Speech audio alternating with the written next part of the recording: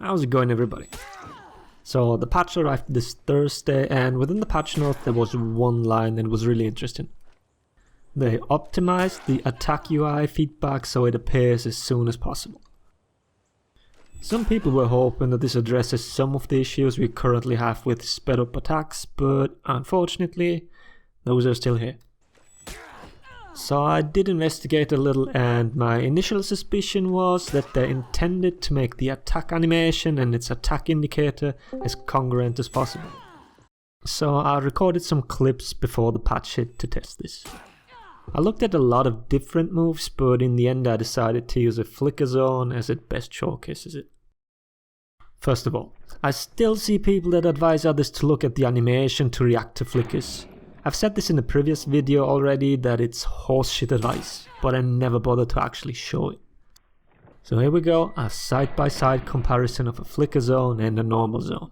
You can clearly see that the startup animation is that of a top light, and then it goes into the zone by skipping the startup frames.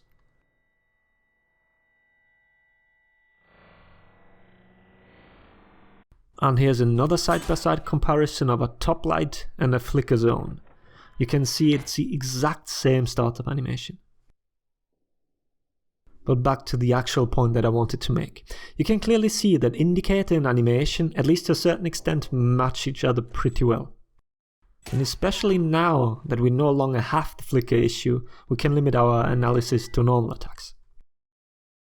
So here's a normal Orochi zone attack. Of course it's 400 milliseconds, because why wouldn't it be at this point, right? I looked at more than 30 zones and every single one of them was 400 milliseconds. I actually expected at least some to be the correct speed, but hey, guess that's too much to ask. What we're going to look at is the moment the stamina of the attack is drained, and then the moment the attack indicator appears. As you can see, it's perfectly synchronized, and mind you, all this footage here is pre-patch. There are rare occasions when the attack indicator is like 1 frame late, but this might as well be a recording error, especially since the exact problem still exists after the patch. So at this point I frankly do not know what this change fixed. Did it fix anything? Well, I certainly hope it did. But I can't tell you what. If someone has an idea, feel free to let me know and I'll test it. But so far, all attacks, bashes and guard breaks still behave just like they did pre-patch.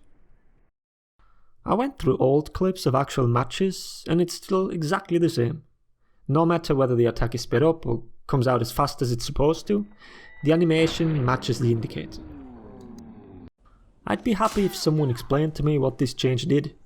Maybe it did what I suspected, but on such a minuscule level that I can't measure it. Who knows? That's all. Thanks for watching. Laters, everybody.